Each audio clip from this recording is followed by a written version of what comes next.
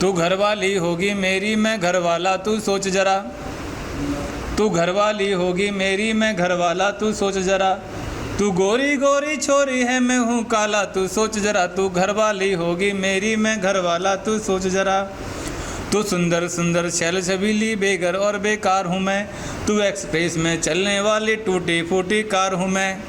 तू सुंदर सुंदर छैल छबीली बेघर और बेकार हूँ मैं, तू एक्सप्रेस में चलने वाली टूटी फूटी कार हूँ मैं जॉनी वॉकर लगता हूँ ऐ मधुबाला तू सोच जरा, तू घरवाली होगी मेरी मैं घरवाला तू सोच जरा। राजू तनेजा जी। महिमा ए माइक, महिमा ए माइक, ये माइक भी बड़ी ही खतरनाक चीज़ है। बिल्कुल बिल्कुल।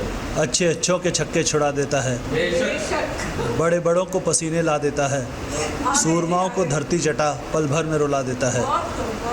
सामने आ जाओ इसके तो सांस ऊपर नीचे नीचे ऊपर होने लगती है, हाथ पांव फूलने लगते हैं, बदन कंपकपाने लगता है, ज़ुबान तालू से चिपक जाती है, आँखों के आगे अंधेरा ही अंधेरा नजर आने लगता है।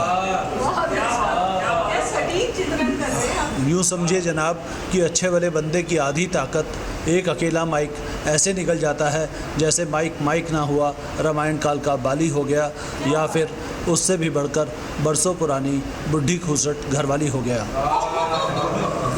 आधी ताकत तो इसको देखकर ऐसे ही निकल जाती है और बाकी की बची आधी ताकत सामने श्रोताओं को और उनकी पल पल प्रतिपल बदलती भाव भंगिमाओं को देखकर निकल जाती है और बचा रह जाता है मेरे जैसा शुद्ध एवं निखालिस टट्टू।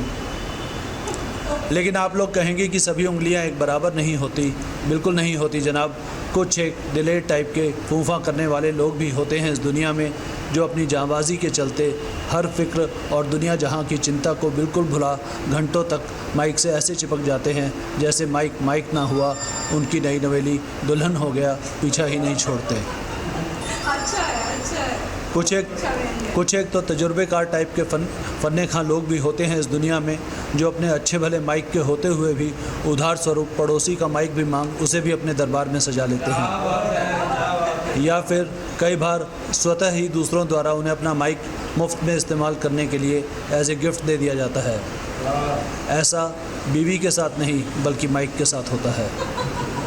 वैसे होने को तो कुछ भी हो सकता है, और अगर किन्हीं अप्रत्याशित कारणों से फिर भी तसल्ली ना हो पा रही हो तो आस पड़ोस से मांग कर 2-4 और का माइक भी अपने आजू बाजू में लगा महफिल को रोशन किया जा सकता है। लेकिन ऐसा करने में रिस्क और जोखिम कुछ ज़्यादा ही बना रहता है। शॉर्ट सर्किट के जरिए करंट लगने से सब कुछ स्वाहा होने का डर जो बना रहता है। अच्छा, अगर कहीं सुनाने के कड़े मापदंड हो, माल आपके पास झंड हो, ऊपर से श्रोता बड़ा ही उद्दंड हो, तो कई बार पैंट के ढीले होकर खिसकने तक की भी नौबत आ जाती है। इसलिए हे बंधुओं, इससे पहले कि मेरी भी पैंट के ढीले होकर खिसकने तक की नौबत आ जाए, मैं पहले ही कल्टी मार यहाँ से 9-2-11 हो लेता हूँ। जय हिंदी, जय भारत।